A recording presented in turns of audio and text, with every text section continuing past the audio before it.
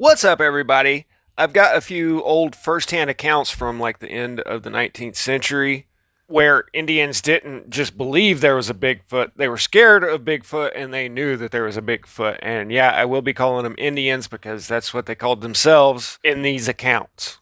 I do believe these guys existed, I think, more in the past than now. I'm not sure if there's any left right now because these accounts do bring up an interesting point. They had to get their brides from somewhere else, which then you're talking a hybrid, but you have to have two of them to have offspring, unless they was Wokefoot.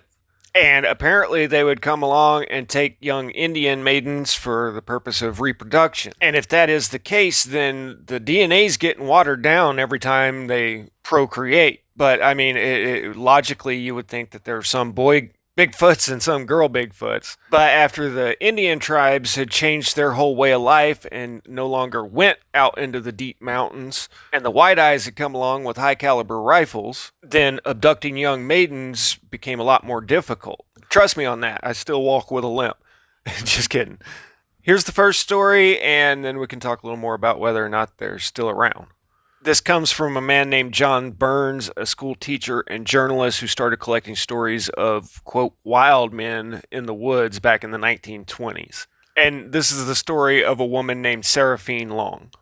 The Chehalis people are a native people of western Washington state in the Pacific Northwest. At the time of this interview, Seraphine was very old, but she claimed when she was a young girl she was abducted by Sasquatch and had lived with him for nearly a year. She told the story multiple times, and he noticed that her story was consistent by all accounts, and that she was an honest and respected tribal elder. I was walking toward home one day many years ago carrying a big bundle of cedar roots and thinking of the young brave I was soon to marry. Suddenly, at a place where the brush grew close and thick beside the trail, a long arm shot out and the big hairy hand was pressed over my mouth. Then I was suddenly lifted up into the arms of a young Sasquatch. I was terrified, fought and struggled with all my might. In those days I was strong, but it was no good. The wild man was as powerful as a young bear, easily holding me under one arm. With his other hand, he smeared tree gum over my eyes, sticking them shut so that I could not see where he was taking me.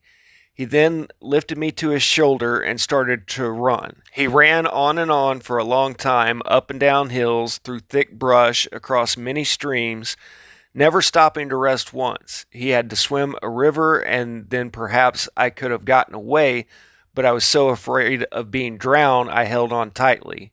Although I was frightened, I could not but admire his easy breathing, his great strength and speed of foot. After reaching the other side of the river, he began to climb and climb. Presently, the air became very cold. I could not see, but I guessed that we were close to the top of a mountain. At last, he stopped hurrying. Then he stooped over and moved slowly as if feeling his way along a tunnel. Presently, he laid me down very gently, and I heard people talking in a strange tongue that I could not understand. The young giant next wiped the sticky tree gum from my eyelids, and I was able to look around. I sat up and saw that I was in a great big cave. The floor was covered with animal skins, soft to the touch, and much better preserved than we preserved them.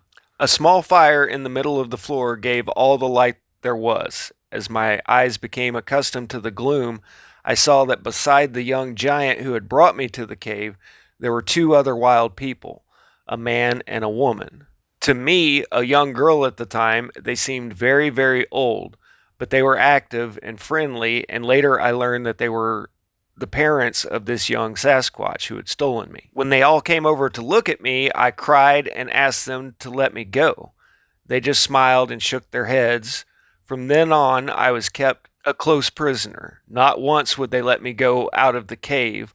Always one of them stayed with me when the other two were away. They fed me well on roots, fish, and meat. After I had learned a few words of their tongue, which is not unlike the Douglas dialect, I asked the young giant how he caught and killed the deer, mountain goats, and sheep that he often brought into the cave. He smiled, opening and closing his big hairy hands, and I guessed that he just laid in wait, and when the animal got close enough, he leapt out and choked it. He was certainly big enough, quick enough, and strong enough to do so. When I had been in the cave for about a year, I began to feel very sick and weak and could not eat much. I told this to the young Sasquatch and pleaded with him to take me back to my own people. At first, he got very angry, as did his father and mother, but I kept on pleading with them and telling them that I wished to see my own people again before I died. I really was ill, and I suppose they could see that for themselves, because one day after I cried and cried for a long time, the young Sasquatch went outside and returned with a leaf full of tree gum. With this, he stuck down my eyelids as he had done before. Then again, he lifted me onto his big shoulder, and the return journey was like a very bad dream, for I was ill and in much pain. When we recrossed the wide river, I almost swept away because I was too weak to cling on to him. But he held on to me with one hand and swam with the other. Close to my home, he put me down and gently removed the tree gum from my eyelids. When he saw that I could see again, he shook his head sadly, pointed to my house, and then turned back into the forest. My people were all wildly excited when I stumbled back into the house, for they had long ago given me up as dead, but I was too sick and weak to talk. I just managed to crawl into bed, and that night I gave birth to a child. Now, unfortunately, that is where the story ends, and I have no idea what happened to the child. The next account actually does have a hybrid that is raised among the tribe. Just a little spoiler alert. If you want to just skip to the next story, then go to the time on the screen. I'm going to throw in a couple things here. The Earth is huge. I mean, if you look at the Taiga boreal forest that stretches all around the northern regions, it is just huge and it's empty. Siberia is half the size of the United States and basically empty. So there is plenty of room to roam out there. And if you've ever listened to Missing 411, which you don't want to do before long solo hiking trips in the mountains, thousands and thousands of people go missing every year, which I would attribute very little of that to Sasquatch. Maybe I'm just saying this because it could be possible that Sasquatch could still be abducting a woman here and there and the line continue. But there's something really weird going on with that. I'm not trying to get off into that right now. But it could be possible that there's still Bigfoot out there running around. My own personal experience, I just happened to have spent a buttload of time out by myself hiking in the backwoods, and I've never seen anything that made me think Squatch. But I do have a Bigfoot story. When I was living in El Sobrante, which is right on the edge of the Bay Area, right north of Berkeley, I had a roommate that swore that Bigfoot was all through Kennedy Meadows, this little park right next to us that if I tried, I could probably walk all the way across it in a day. But he swore that Bigfoot was all around out there and that he had even seen one jump the fence in our backyard one night. And I'd been out there and hiked all over these woods. And I said, well, why haven't I found any Bigfoot sign? Why aren't there any tracks? And he said, well, they drag a branch behind them when they want to cover up their tracks. And I'm just laughing, picturing a Bigfoot just walking around all day doing nothing but covering up his tracks. And I asked him, well, what does he eat? He said squirrels and rabbits and this and that. And I said, well, then why don't you find shat piles all around with hair in it like when you're in mountain lion country? And he would stick with it, even though he couldn't answer. He said if you're ever out in the woods and you hear a loud popping, knocking sound, that's how they communicate with each other. They pick up big logs and beat on trees with them. And they mark their territory by breaking branches over on trees and just letting them lay down. And that's totally not the wind. I honestly didn't even understand it at the time, but it turns out he had a weekly live stream on YouTube. This was technology that I really didn't even know about at the time. Well, I guess I knew about YouTube and watched YouTube videos, but the concept of a live stream hadn't hit home yet. And he told me that he makes money off of telling people how to find Bigfoot. Then it started making a little more sense why he was so adamant about it. And his big tip for finding Bigfoot was cook bacon. Bigfoot loves bacon, cook bacon, he'll come around, knock on some trees. So anyway, I don't think there's any Bigfoot in the Bay Area, but you go up to Alaska, you go into Canada, I'd say it's still possible. There's just been too many accounts of people who've seen one. And before YouTube, the only thing that saying you've seen one would get you is a trip to the loony bin. I mean, even Daniel Boone has a Bigfoot story. Anyway, this next account comes from around the turn of the century, 1885 to 1900s, once again in the Pacific Northwest around central Washington. The Indians would set up a fishing camp near Keller on the San Paul River. In the evening, the men would return tired and hungry to camp with their day's catch. The women would work all evening processing the fish and putting it on drying racks to dry. While cooking dinner, one of the women, a recent bride through bride purchase, took a kettle and went off after water. Minutes later, she was heard screaming. The men rushed to the scene but could only stand and watch as Scanicum carried her off. They knew that Scanicum were very vengeful, and if harmed, the captive may be injured and the mountains would not be safe for any Indian. As she was carried away, the captive tore off and dropped pieces of her white slip, leaving a trail for the men to follow. She was with the stick people called Scanicum in her native tongue all summer, or at least a couple of months. When the men still searching for her on horseback saw her gathering wild potato roots, the Scanicum was asleep nearby, and upon seeing the men, she emptied her lap of the potatoes, crept quietly toward them, and leapt on one of the horses behind its rider, thus escaping. Upon returning to the encampment, all of the Indians immediately broke camp and hastily departed. During her stay with the Scanicum, the woman had gathered roots, etc., which they shared.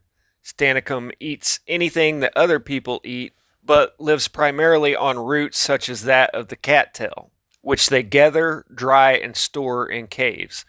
They build fires with flintstone. They steal hides from Indians, which they use for bedding and to cover the entrance to their cave. During her stay with the Scanicum, the woman became pregnant and bore a son named Patrick, who grew up on the reservation. Patrick's body structure was very different from that of the other Indians, as his arms were very long, reaching about to his knees.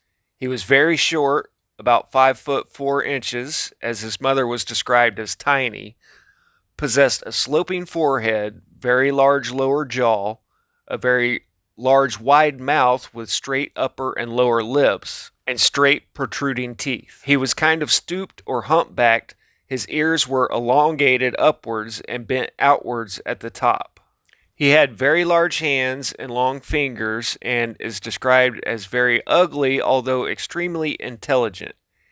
He attended school on the reservation and later operated a ranch in the area. He died at about the age of 30 and is buried on the reservation. Patrick is described as having been a gentleman who never beat or mistreated his wife. He married easily as he had a good ranch and was considered wealthy. From his marriage to Laura's cousin were born 3 daughters and 2 sons. Both sons died at an early age. The 3 daughters were named in order from oldest to youngest: Mary Louise, now about 65 years old, Melanie, and Stella. Stella died at a young age like her brothers. Mary's physical appearance is relatively normal. However, both girls have wide mouths that look like they're split from ear to ear, protruding teeth, and squinty eyes. But Melanie, who now lives on the Washington coast, has other very distinct Scanicum features, such as a sloping forehead, long peaked ears, and is considered ugly by Indian standards. She is an alcoholic, spending much time in the taverns, which was unfortunately the fate of a lot of Indians. So, I gotta say, I buy it 100%. I think that it's a true story. So then I gotta ask, what is the Scanicum, the wild people? I mean, if you're able to mate with a human, then you're genetically compatible, which would almost have to make you somewhat human, part human. Monkeys are genetically similar to humans, but they can't mate with a human. And the sloping forehead, really large lower jaw, and wide mouth kind of fits the description of Neanderthal. So if there's a big if any of the Neanderthal skulls are real? Are those actually ancient Bigfoots? It could be 100% human. Who knows? Maybe that was us before all of our genetic manipulation. But it could be an ancient bloodline of strong primal man that lived out in the wilds for thousands of years. I mean, if you think about like a mountain lion and its territory, there may be only one male and one female mountain lion in 100 square mile radius, but they've only got to come across each other once in a lifetime to produce offspring. And of course, they have a heightened sense of smell, making it to where they can actually find each other. But I would think that Scanicum living out in the wild would still have those senses developed. I've heard old stories of Native Americans that could smell game and smell other people, you know? The other part of this, and this is all purely hypothetical, but their numbers could have started dwindling, and the young squatches of this generation couldn't find wives, and so they started taking Indian girls. But then you obviously no longer have that pure bloodline. You have a hybrid human and whatever Scanicum is. Another thought is these could be the last of the Nephilim. The story of Lovelock Cave is red-haired giants. A lot of the legends of the giants in North and South America portrayed them as dangerous cannibals. And for you to use that term, then you're insinuating that they are, if not human, really close to human. But they describe the son as being a hunchback, so that's a bit of a sign of genetic disharmony going on. And what was it? 3 out of 5 of the kids didn't live for very long. That would all suggest some incompatibility. Infant mortality was really high at that time, but not that high, I don't think. The half-hybrid son only lived till 30, and then the granddaughter lived till 65 at least. And I've read all kinds of accounts of Native Americans living 80, 90, 100 years, living off of tree roots and deer meat. So I honestly don't put a lot of stock in the nutritional guidelines that they give us these days that were thought up by people that sell you food, or that you have to start taking a whole bunch of prescriptions when you get older, because I look at all the people that lived for thousands of years before this JD Rock medicine, and, you know, other than Europe when it was filthy, when people lived to 30 years on average, Native Americans were living 100 years. So were the freedmen after the Civil War. These guys here were the next generation down the line, but I've got a whole book of accounts from Jasper, Arkansas in like 1920. Every one of them's over 90 years old and out working in the garden and doing this and that. I know for me personally, I can eat steak and bread, basically, and I'm fine. I actually think it's better for you to eat the same foods over and over again instead of a wide, varied diet where your body's constantly trying to keep up with what you're ingesting. Why do I think that? It's because it's what I see in nature all the time. Everything eats the same thing all throughout a season and then switches over to whatever's in season. Anyway, just like everything else, do your own research. But I just tell you, now that I'm starting to get a little older, I'm not going to start popping pills just because I'm old. I can find you all kinds of historical accounts of people that lived to a ripe old age before our modern medicine. And I can show you the roadside monument to where one of the healthiest health freaks you've ever met owned the bike shop in San Clemente, died on the side of the road at 50 years old. Rode his bike 50 miles every day. Anyway, I've been wanting to put that out there for a long time. You're not really supposed to talk about it around here. But I view all that the same way I view paying the Royal Fifth. Don't start. But as far as Bigfoot goes, some of us may actually have Bigfoot DNA in us. You know how they say that the red-haired giants had 2 rows of teeth? When I was a teenager, I had an extra tooth grow in right behind my 2 front teeth over by one of the canines. So I don't know if that means I have Nephilim DNA in me, but as soon as I heard about the 2 rows of teeth, that was the first thing I thought about. Anyway, I hope you guys enjoyed it. I'll catch you on the next one. Static out.